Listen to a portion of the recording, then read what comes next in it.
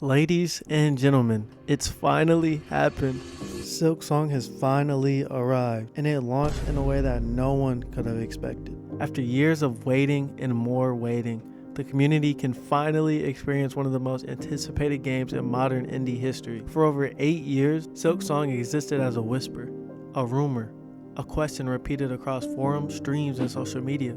Everyone wanted to know, where is it? Teasers, leaks, and memes fueled a legend, a game that became almost mythical through absence alone. The wait wasn't just long, it became part of the story. The launch of the game itself caused multiple digital storefronts to crash because of the sheer amount of popularity around the game. This is not simply more Hollow Knight, it's sharper, more elegant, and more ambitious. Team Cherry proved that patience can pay off in extraordinary ways. Today, I'm going to be breaking down why Silksong isn't just a good sequel, it's a masterpiece. From its breathtaking beauty to punishing combat, from the immersive world of Farloom to the unforgettable music, we'll explore how every element of this game comes together to create something that transcends expectation. Before we get started, everybody that's watching, go drop a sub. It takes 1 second, literally 1 second. We trying to hit 500 subs by the end of the year, and if y'all lock in, y'all can help me do that. Alright, back to the video. Bye. Thank you. Now, this video will be split up into multiple different sections, each one hitting on a different part of the game. Let's get right into it. The arrival of Silksong wasn't just a release, it was an event that shook the gaming world. The game's launch was so anticipated that multiple digital storefronts just couldn't handle the sheer weight of eager players.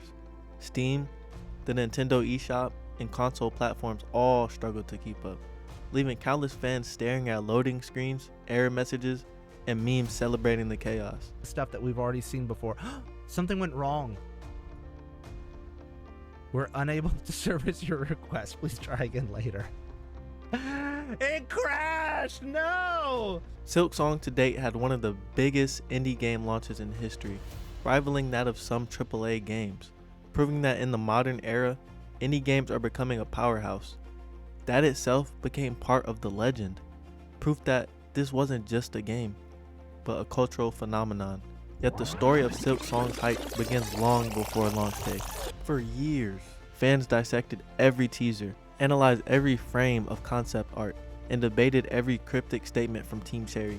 Rumors, leaks, and jokes about its possible non-existent only fueled anticipation.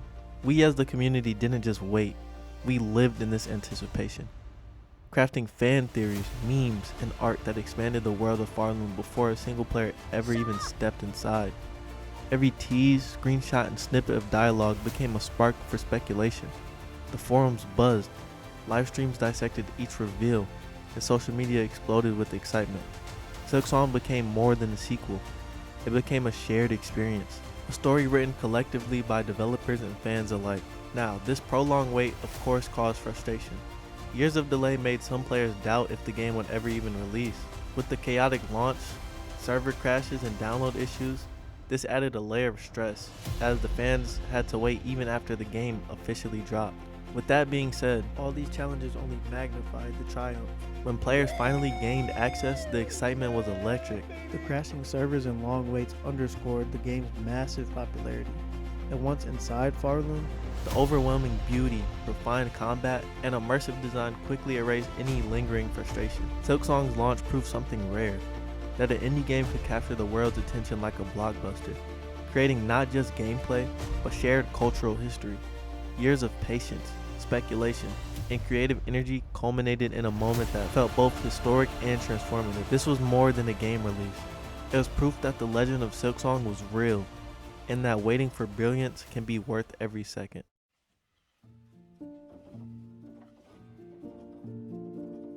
Now, before we talk about combat, we must stop to appreciate the sheer artistry of Silksong. It's a world that feels alive, that moves and breathes with intention. Farloom isn't just a backdrop, it's a character, a presence, a stage that reacts to Hornet as she moves through it. Every area could be a wallpaper in itself. The world is living art, from the corridors of Moss Grotto to the griminess of bilewater. Every biome tells a story. Moss Grotto is humid, oppressive, yet glowing with bioluminescent light. And bilewater, don't even get me started. Of every biome in this game, this is the one that punishes you for simply just trying to play the game, bruh. From the super long run back to the boss room, to the dirty maggot water, bilewater just grinds my gears, bro. Like it's just horrible. Like it's just horrible. Moving on. Every transition is seamless, yet each environment leaves an impression. The world feels larger, richer, and more complex than Hollowness. Yet it never overwhelms because every design choice is deliberate. My personal favorite area for beauty is, of course, the Coral Towers. I know, it's a pretty obvious choice. I mean, look at this part. You can't tell me you didn't stop to admire this when you got here. For some reason, I don't know what it is, this traversal upward reminds me of when Toji pulled up to fight Dagon. I don't know what it is, but it just gives me that same feeling. Even the smaller, less significant areas of the map, like Songclave, you can find yourself just stopping to admire the view. Hornet's movements further elevate the world. Her leaps and lunges feel balletic, yet grounded. The platforming in this game, while definitely frustrating in some areas, was almost relaxing in a way. Maybe it's just me, but I love when I can traverse areas seamlessly, especially bilewater. Like, you gotta lock in when it comes to not falling in that water. If you weren't good at platforming when you went into bilewater, you coming out of God, I ain't gonna lie. And though the world may be relaxing and beautiful, Silksong doesn't hesitate to weaponize that beauty. You stop to admire a cathedral only to discover enemies ready to attack. You pause to enjoy the show, enchanted by the stage and lights, just to get the lights knocked out of you. Beauty becomes tension, all becomes danger. The design teaches players to admire and respect their surroundings simultaneously, creating a constant push-pull that heightens immersion.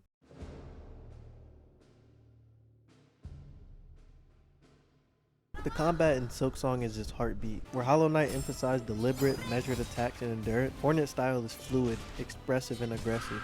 From the moment you pick up the controller, you are encouraged to dance with the world, not merely survive, but master it. Some of the enemies in this game though are the hardest thing you will ever try to fight. Mainly, almost every flying motherfucker in this game. The ones in Verdania are the worst. They teleport constantly, dodging your attack, and just being annoying. Then you got the ninja bird. Like, put this man in Naruto. He uses them throwing knives more than anybody in the show. Throughout the game, you can upgrade your nail more and more, as well as unlocking more skills, tools, crests, etc. All these things further the combat in Silksong even more. You can pair certain tools together for different builds, try the mini crest to fit your playstyle. The combat is very versatile when it comes to this game. Now the boss fights are where this really comes into play. Some of the bosses are relatively easy to beat, while others you might die like 50 times before you beat it, and that might be an understatement. Of all the bosses in the game, the ones that stick out to me the most are the Last Judge, the Cogwork Dancer / the Green Prince, because they basically fight the same, Trobio, and I don't know if that's me saying it right, so don't hate on me, and pretty much any of the fights in Act 3. The Last Judge mainly because she killed the homies before our fight, bro. Like, damn, they got bodied. And she's the first boss where you can tell the game is about to start getting harder. The Cogwork Dancers and Green Prince are unique simply because you have to fight two motherfuckers working in unison to beat you. Trubio because, I mean, he got that Doflamingo drip. Come on now. In Act 3, every single boss and just enemy in general hits like a damn freight train. For all these different bosses, you may want a variety of different tools for the different situations. It's all up to the player to decide. After fighting the various amounts of enemies throughout the game, you're forced to become a better player as the game gets more and more difficult.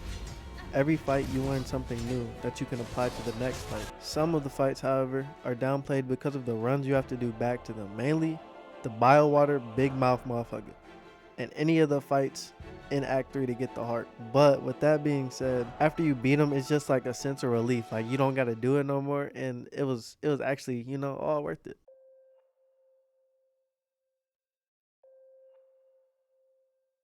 For all its haunting beauty and merciless challenges, Silksong is not a world of solitude. Just as in Hollow Knight, the soul of Farloom isn't found only in its danger, but in its people.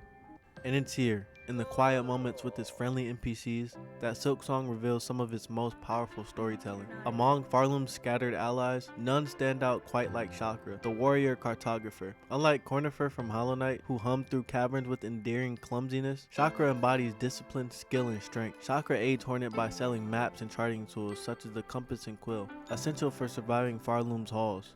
But her role is more than practical. Yet Chakra is not defined solely by her craft.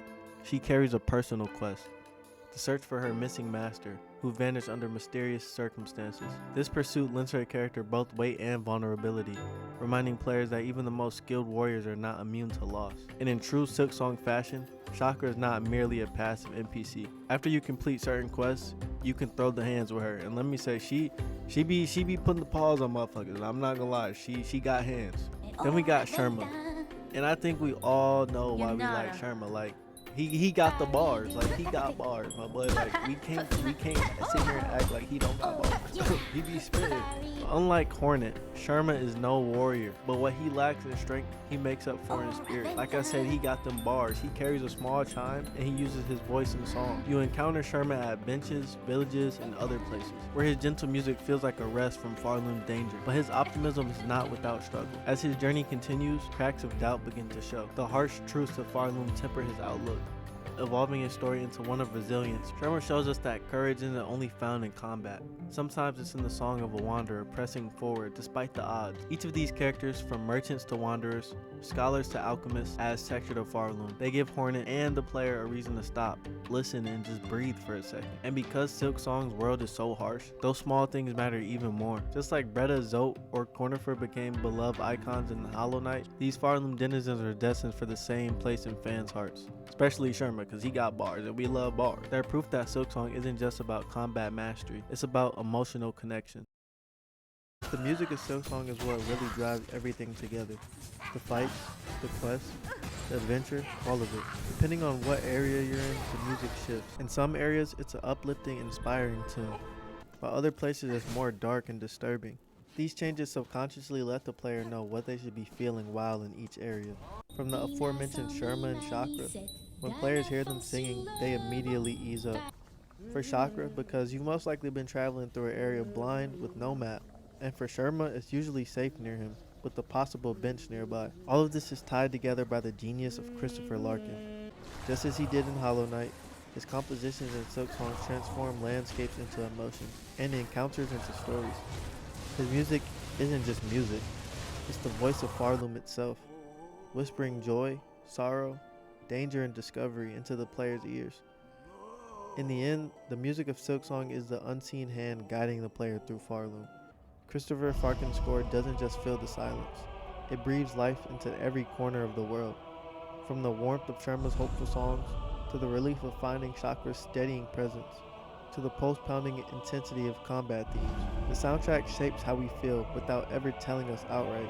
It's this seamless blend of melody and meaning that transforms Silksong's world from a beautiful map into a living, unforgettable journey. Silksong is a sequel that's actually done right. Where most games, shows, and movies fail, Silksong succeeded in an impossible way. It validates years of anticipation, reward, and storytelling. Beauty, combat, world design, music, and cohesion combine to define a work of art that transcends expectation. Where Hollow Knight defined the last decade of indie games, Silksong may define the next. Its launch, its artistry, and its design demonstrate that indie titles can achieve the scale, polish, and cultural impact of any AAA release. It's a game that will be remembered, studied, and celebrated for years. Silksong isn't merely a follow-up to Hollow Knight. It's a cultural milestone, a triumph of vision, patience, and artistry. Lightning has struck twice, and the world is better for it. Also, make sure you like and subscribe, or you gotta redo bilewater. Bye.